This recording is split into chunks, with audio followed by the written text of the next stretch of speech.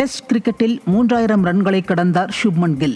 இலங்கையில் test cricket விளையாடி வரும் இந்திய அணி நேற்று நடைபெற்ற போட்டியில் முதலில் பேட்டிங்கை தேர்வு செய்து ஆடியது. இதில் ஆடிய அணியின் கேப்டன் சுப்மன் கில் 13 ரன்களை கடந்தபோது டெஸ்ட் கிரிக்கெட்டில் 3000 ரன்களை கடந்த 4வது இந்திய வீரர் என்ற பெருமையை பெற்றார். இந்த வரிசையில் 23 வயது 228 நாட்களில் 3000 ரன்களை கடந்து சச்சின் டெண்டுல்கர் முதலிடத்திலும், ஷேவாக் 2ஆம் இடத்திலும் உள்ள நிலையில் 26 வயது 349 நாட்களில் 3000 ரன்களை கடந்து சுப்மன் கில் 4வதாக இணைந்துள்ளார். செங்கல்பட்டு மாவட்டம் பல்லாவரம் அடுத்த பம்மலில் குடியிருப்பு பகுதிகளுக்குள் கழிவுநீர் வெளியேறுவதால் மக்கள் கடும் சிரமத்திற்கு உள்ளாகி வருகின்றனர். 8வது வார்டுக்குட்பட்ட ஆனந்தன் நகர் பகுதியில் அடிக்கடி பாதாள சாக்கடை நிரம்பி கழிவுநீர் வெளியேறி வருவதால் மக்கள் கொசு தொல்லைக்கு ஆளாகி பல்வேறு நோய்களால் அவதியடைந்து வருகின்றனர். இதுகுறித்து சுகாதார அலுவலர் உரிய நடவடிக்கை எடுப்பதாக கூறியுள்ளார். சிவகங்கை மாவட்டம் திருப்பத்தூர் மற்றும் அதன் சுற்றுவட்டார பகுதிகளில் கடும் வெயிலுக்கு பிறகு சுமார் 1 மணி நேரத்திற்கும் மேலாக கனமழை கொட்டி தீர்த்தது. இதனால் வெயிலின் தாக்கம் தணிந்து பகுதி முழுவதும் குளிர்ச்சியான சூழல் நிலவியதால் பொதுமக்களும் விவசாயிகளும் பெரும் மகிழ்ச்சி அடைந்தனர். நாகை மாவட்டம் வேதாரண்யம் அருகே பள்ளிவாசல் நிலத்தை பாதுகாக்க கோரி சார் பதிவாளர் அலுவலகத்தை பொதுமக்கள் முற்றுகையிட்டதால் பரபரப்பு ஏற்பட்டது. கோடியக்காடு கிராமத்தில் முஸ்லிம் ஜமாத்துக்கு சொந்தமான 3 ஏக்கர் நிலத்தை வேறு ஒருவருக்கு விற்றதாகவும் அவர் நிலத்தை விற்பனை செய்ய திட்டமிட்டுள்ளதாகவும் தகவல் வெளியாகியுள்ளது. இதனையடுத்து சார் பதிவாளர் அலுவலகத்தை மக்கள் முற்றுகையிட்டதை அடுத்து கோட்டாட்சியர் தலைமையில் பேச்சுவார்த்தை நடத்தப்பட்டது. பின்னர் நிலத்தின் உரிமையாளர் வந்த பிறகு பேசி முடிவெடுத்துக் கொள்ளலாம் எனவும் கூறப்பட்டது. சென்னை கூடுவாஞ்சேரியில் பெண் படுகொலை செய்யப்பட்டு அவரது உடல் பாகங்கள் சூட்கேஸில் ரயில் மூலம் ஆக்ராவிற்கு அனுப்பப்பட்ட வழக்கில் கொலையாளிகளை பிடிக்க அஸ்ஸாம் மற்றும் ஒடிசாவிற்கு தனிப்படை போலீசார் விரைந்துள்ளனர். உடலை கைப்பற்ற ஆக்ரா ரயில் நிலைய போலீசாரை சந்தித்து நடவடிக்கைகளை மேற்கொண்டு வரும் நிலையில் குற்றவாளிகள் சென்னை புறநகர் பகுதிகளில் பதுங்கியுள்ளனரா என்றும் மற்ற தனிப்படை போலீசார் தீவிர தேடுதல் வேட்டையில் ஈடுபட்டு வருகின்றனர். நாமக்கல் மாவட்டம் திருச்செங்கோடு மற்றும் பட்டறைமேடு, தோக்காவாடி உள்ளிட்ட சுற்றுவட்டார பகுதிகளில் சுமார் 1 மணி நேரத்திற்கு மேலாக கனமழை கொட்டி தீர்த்தது.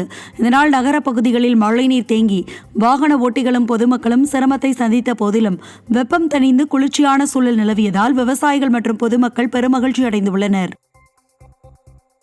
நாமக்கல் மாவட்டம் பள்ளிப்பாளையம் அருகே உள்ள சமயசங்கிலி கிராமத்தில் ஜவுளி உலர வைக்கும் இடத்தில் திடீரென தீ விபத்து ஏற்பட்டது. இதில் அங்கிருந்த சுமார் 60 லட்சம் ரூபாய் மதிப்பிலான ஜவுளிகள் முற்றிலும் எரிந்து சாம்பலாகின. தகவல் அறிந்து சம்பவ இடத்திற்கு விரைந்த குமாரபாளையம் தீயணைப்பு துறையினர் தீயை கட்டுப்படுத்திய நிலையில் விபத்தின் காரணம் குறித்து பள்ளிப்பாளையம் காவல்துறையினர் வழக்கு பதிவு செய்து தீவிர விசாரணை நடத்தி வருகின்றனர். சேலம் மாவட்டம் மேட்டூர் அருகே கூலி தொழிலாளி ராஜேந்திரன் என்பவர் குடும்ப தகராறு காரணமாக அண்ணனால் கொடூரமாக கொலை செய்யப்பட்டார். நிலத்தை விற்ற பணத்தை தனது வளர்ப்பு மகனுக்கு தர ராஜேந்திரன் முற்பட்டதால் அவரது அண்ணன் மாரியப்பன் கொடூரமாக கொலை செய்ததாக கூறப்படுகிறது. இந்த சம்பவம் குறித்து வழக்கு பதிவு செய்த காவல்துறையினர் மாரியப்பனை கைது செய்து தீவிர விசாரணை மேற்கொண்டு வருகின்றனர். தென்காசி மாவட்டம் வாசுதேவநல்லூர் பேருந்து நிலையத்தில் பேருந்திற்காக காத்திருந்த 86 வயது முதியவரிடம் லிப்ட் தருவதாக கூறி அழைத்து சென்ற நபர் அவரிடம் தங்க சங்கிலியையும் பையையும் பறித்து சென்றுள்ளார். புகாரின் பேரில் அந்த பகுதியில் இருந்த சிசிடிவி காட்சிகளை ஆய்வு செய்த காவல்துறையினர் முதியவரிடம் கொள்ளையடித்த சேலம் அம்மாப்பேட்டையை சேர்ந்த வேலுச்சாமி என்பவரை கைது செய்து தீவிர விசாரணை நடத்தி வருகின்றனர். நாமக்கல் மாவட்டம் ராசிபுரத்தில் 3 இருசக்கர வாகனங்களை நள்ளிரவில் அடையாளம் தெரியாத நபர்கள் திருடிச் சென்ற சம்பவம் அதிர்ச்சியை ஏற்படுத்தியுள்ளது. பூட்டை உடைத்து வாகனங்களை திருடும் சிசிடிவி காட்சிகள் வெளியாகிய நிலையில் ராசிபுரத்தில் தொடரும் வாகன திருட்டுக்களை தடுக்க காவல்துறையினர் உரிய நடவடிக்கை எடுக்க வேண்டும் என பாதிக்கப்பட்ட மக்கள் கோரிக்கை விடுத்துள்ளனர். திண்டுக்கல் மாவட்டம் கொடைக்கானலில் 1 மணி நேரத்திற்கும் மேலாக பெய்த கனமழையால் நகர் முழுவதும் குளிர்ச்சியான சூழல் நிலவியது. கடந்த சில மாதங்களாக போதிய மழையின்றி கடும் குடிநீர் தட்டுப்பாட்டாலும் விவசாயத்திற்கு தண்ணீர் இன்றியும் அவதியுற்று வந்த உள்ளூர் மக்களுக்கு இந்த மழை பெரும் நிம்மதியை அளித்துள்ளது. நாயுடுபுரம், அண்ணா சாலை, மூஞ்சிக்கல் மற்றும் பேருந்து நிலைய பகுதிகளில் வெளுத்து வாங்கிய இந்த கனமழையால் பொதுமக்களும் விவசாயிகளும் மிகுந்த மகிழ்ச்சி அடைந்துள்ளனர். திருப்பத்தூர் மாவட்டம் வாணியம்பாடி நகராட்சி 22வது வார்டில் கடந்த 1 மாதமாக நகராட்சி குடிநீரில் மனித கழிவுகள் கலந்து வருவதாக மக்கள் குற்றச்சாட்டு வைத்துள்ளனர். இதனால் நோய் பரவும் அபாயம் ஏற்பட்டுள்ளதாகவும் நகராட்சி நிர்வாகம் எந்த நடவடிக்கையும் எடுக்கவில்லை என்றும் கூறி கழிவுநீர் கலந்த குடிநீரின் வீடியோவை வெளியிட்டுள்ளனர். உடனடியாக சுத்தமான குடிநீர் வழங்காவிட்டால் சாலை மறியல் மற்றும் நகராட்சி அலுவலக முற்றுகை போராட்டத்தில் ஈடுபடப் போவதாக அப்பகுதி மக்கள் எச்சரித்துள்ளனர். நாமக்கல் மாவட்டம் குமாரபாளையத்தில் 1 மணி நேரத்திற்கும் மேலாக பெய்த கனமழையால் அப்பகுதியில் இதமான குளிர்ச்சியான சூழல் நிலவியது. இருப்பினும் மழை காரணமாக பள்ளிப்பாளையம் பிரிவு பகுதியில் கழிவுநீர் சேலம் மற்றும் ஈரோடு பிரதான சாலைகளில் பெருக்கெடுத்து ஓடியது. இதனால் வாகன ஓட்டிகளும் மக்களும் பெரும் அவதிக்குள்ளாகினர். நீலகிரி மாவட்டம் ஓவேலியில் ஆட்கொல்லி புலியை பிடிக்க வனத்துறையினர் தீவிரம் காட்டி வருகின்றனர். 2 கொன்ற புலியை பிடிக்க 80க்கும் மேற்பட்ட வன அதிகாரிகள் 50 கேமராக்கள் 3 அதிநவீன ட்ரோன்கள் மற்றும் 6 கூண்டுகளுடன் சிறப்பு படையினர் முகாம் அமைத்துள்ளனர். ஆனாலும் அடர்பனி சாரல் மழை காரணமாக தேடுதல் பணியில் பெரும் தொய்வு ஏற்பட்டுள்ளது. இருப்பினும் புலியை விரைவில் பிடிப்போம் என வன அலுவலர் நம்பிக்கை தெரிவித்துள்ளார். மோஸ்ட் 50 லொக்கேஷன்ஸில் நம்ம இப்போ கேமரா ட்ராப் வச்சுருக்கோம். அண்ட் மோரோவர் நமக்கு வந்து ட்ராக்கர்ஸ் டைகர் ஆல்ரெடி கேப்சரில் இன்வால்வ் இருந்த எக்ஸ்பீரியன்ஸு ட்ராக்கர்ஸும் முதுமலையிலேருந்தும் ஊட்டி டிவிஷன்ஸ்லேருந்தும் வந்திருக்காங்க. நம்ம வன கால்நடை மருத்துவர் அவர் தலைமையில் வந்து 2 ட்ராக்கிங் டீம் வந்து என்டையர் ஏரியாவை இப்போ பராமரிட் பண்ணிக்கிட்டு இருக்காங்க. அவங்க எங்கெங்கெல்லாம் இப்போ டைகர் பக் மார்க்ஸு இந்த மாதிரி இன்டைரக்ட் சைன்ஸ் பார்க்குறாங்களோ அதை பேஸ் பண்ணி வந்து நம்ம வந்து கேஜஸும் டிப்ளாய் பண்ணுறோம். அண்ட் மோரோவர் வந்து கேமரா ட்ராப்ஸும் நம்ம டிப்ளாய் பண்ணிக்கிட்டு இருக்கோம். விருதுநகர் மாவட்டம் சிவகாசி அருகே வேன் கட்டுப்பாட்டை இழந்து தடுப்பு சுவரில் மோதியதில் ஒருவர் உயிரிழந்தார். திருமங்கலம் கப்பலூர் ரிங் ரோட்டில் நாகை மாவட்டத்தை சேர்ந்த குடும்பத்தினர் வேனில் சிவகாசி நோக்கி சென்று கொண்டிருந்தனர்.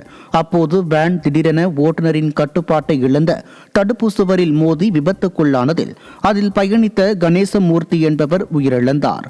மேலும் ஓட்டுநர் உட்பட 14 பேர் காயமடைந்து மருத்துவமனையில் அனுமதிக்கப்பட்டனர். சிவகங்கை மாவட்டம் சிங்கம்புணரியில் புத்தூர் நாட்டுக்கட்டு வைத்தியசாலை நடத்தி வருபவரிடம் மாதந்தோறும் லஞ்சம் கேட்டு மிரட்டுவதாக எழுந்த புகாரில் காவல் ஆய்வாளர் சீனிபாபு மற்றும் பணம் பெற்று சென்ற காவலர் ஜெயராஜ் ஆகிய 2 பணியிடை நீக்கம் செய்யப்பட்டுள்ளனர். வைத்தியர் வீட்டில் உள்ள சிசிடிவி கேமராவில் பதிவான லஞ்ச பணம் வாங்கும் காட்சிகள் வெளியான நிலையில் நடவடிக்கை எடுக்கப்பட்டுள்ளது. நாமக்கல் மாவட்டம் பள்ளிப்பாளையத்தில் காவிரி ஆற்றில் குதித்த பெண்ணை ஓட்டுநர் ஒருவர் காப்பாற்றினார். குடும்ப பிரச்சினை காரணமாக தற்கொலைக்கு முயன்ற அப்பெண்ணை அவ்வழியாக வந்த சரக்கு வாகன ஓட்டுநர் ஆற்றில் குதித்து துணிச்சலாக மீட்டார். அப்பெண் சிகிச்சைக்காக அனுமதிக்கப்பட்ட நிலையில் தன் உயிரை பொருட்படுத்தாமல் பெண்ணை காப்பாற்றிய ஓட்டுநரின் செயலை பொதுமக்கள் வெகுவாக பாராட்டினர். சம்பவம் தொடர்பாக காவல்துறை விசாரணை நடத்தி வருகின்றனர்.